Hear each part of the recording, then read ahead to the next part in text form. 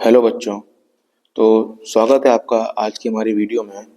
तो आज हम बात करने वाले हैं, जो चैप्टर 1 था उसमें कुछ टॉपिक बाकी रह गए थे। तो उनमें से एक टॉपिक है आपका टैक्सोनॉमिकल एड्स।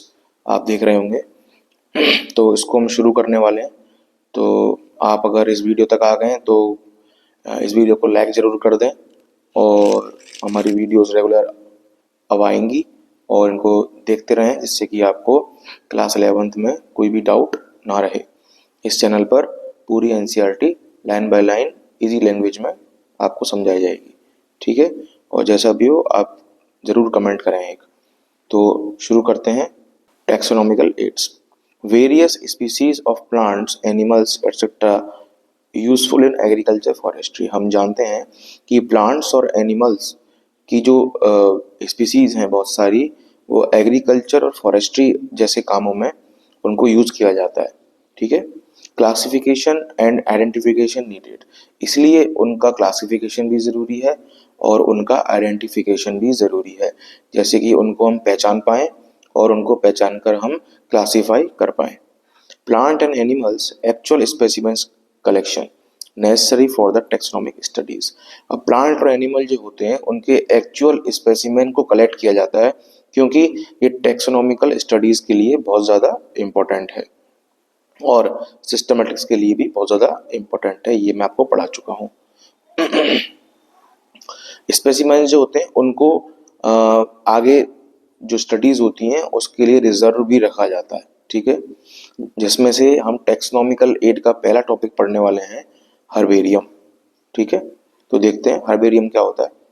इसमें कोई भी स्पेसिमेन है उसको ड्राई सुखाया जाएगा, प्रेस किया जाएगा और प्रिजर्व कर दिया जाएगा शीट पर, जो कि प्लांट के स्पेसिमेन होंगे, है ना। शीट होती है, उसको हर्बेरियम शीट कहते हैं। शीट जो अरेंज हो जाती है उसको अरेंज करते हैं according to universally accepted system of classification. हम उसको अपने मन से अरेंज नहीं कर सकते।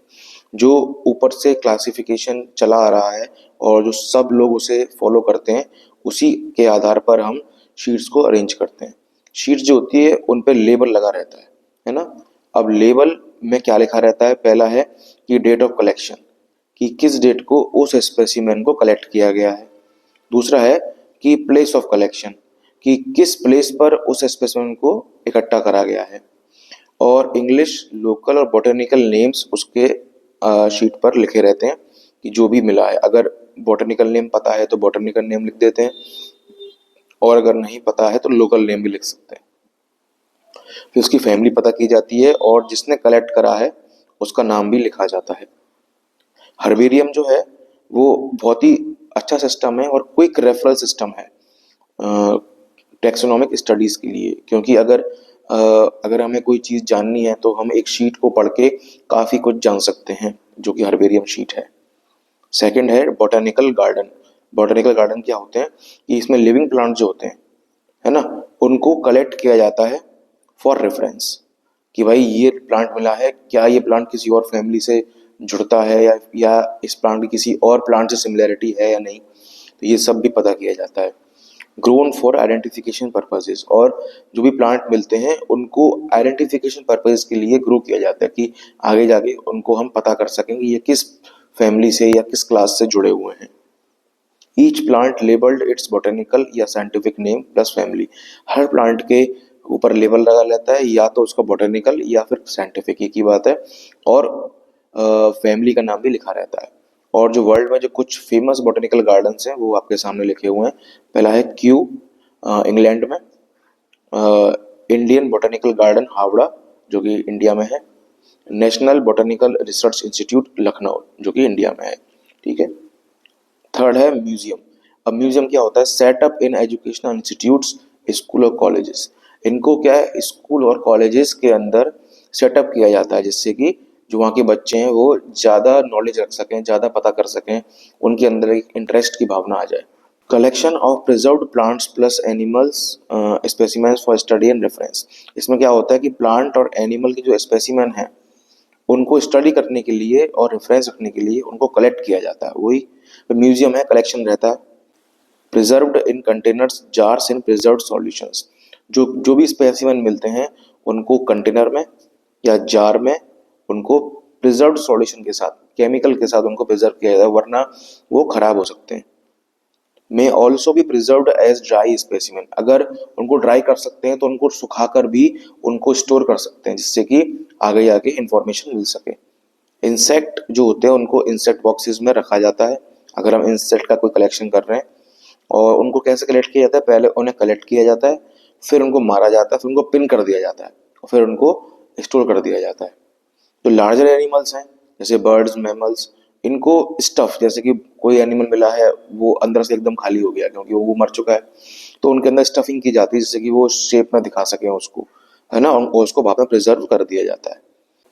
और जो म्यूजियम है उसमें और क्या हो सकता है, उसमें जो एनिमल्स हैं उनका जो स्केलेटन है उसका भी कलेक्शन मिलता है, कि बाद में जाके भाई पता करना पड़ेगा कि ये एनिमल कितना पुराना था, उसकी एज पता करनी पड़ती है, कि तो इसलिए वहां से म्यूजियम से कलेक्ट कर सकता है कोई भी साइंटिस्ट, कोई भी बोटनिस्ट।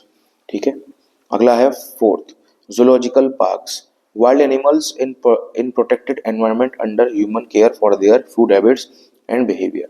जो जूलॉजिकल पार्क्स होते हैं जिनको हम शॉर्ट में जू कह देते हैं, है ना, इसमें वाइल्ड एनिमल्स को प्रोटेक्ट किया जाता है, उनके ही जैसे एनवायरनमेंट में जहाँ से वो लाए गए हैं उनको वैसा ही एनवायरनमेंट दिया जाता है, जिससे कि वो अपनी नॉर्मल लाइफ की तरह ही जी सकें, और उनका फूड हैबिट मॉनिटर की जाती है, उनका बिहेवियर मॉनिटर किया जाता है।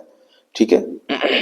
अगला है फिफ्थ, की देखिए क्या है, for identification of plants plus animals based on similarities and dissimilarities. Plants और एनिमल्स को उनकी सिमिलैरिटीज और डिससिमिलैरिटीज के आधार पर उनको आइडेंटिफाई किया जाता है, फिर क्लासीफाई किया जाता है, क्योंकि अगर सिमिलरिटी और डिससिमिलैरिटी होगी तो कॉन्ट्रास्टिंग कैरेक्टर भी मिलेंगे आपको। कॉन्ट्रास्टिंग मतलब विपरीत, विपरीत होते हैं, है ना। तो कॉन्ट्रास्ट कैरेक्टर जो होते हैं वो पेयर में मिलेंगे, और उस पेयर को अपन बोलेंगे कपलेट। क्या बोलेंगे?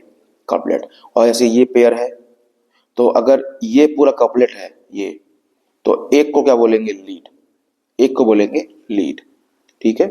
और जैसे कि हम आपको एक एग्जांपल के द्वारा समझा सकते हैं इसको बहुत अच्छे से, कि कोई ऑर्गेनिज्म है, उसका कलेक्शन किया गया है, और उसमें जो कैरेक्टरिस्टिक मिल रहे हैं, मान के चलिए उसमें पहला कैरेक्टर मिल रहा है आपको मेमोरी ग्लैंड प्रेजेंट, मतलब उसके अंदर मेमोरी ग्लैंड है, या फिर मेमोरी ग्लैंड एब्सेंट नहीं है, तो उसको देखेगा साइंटिस्ट, अरे इसके अंदर मेमोरी ग्लैंड है या नहीं, अगर होगा तो इसको टिक कर देगा उसमें।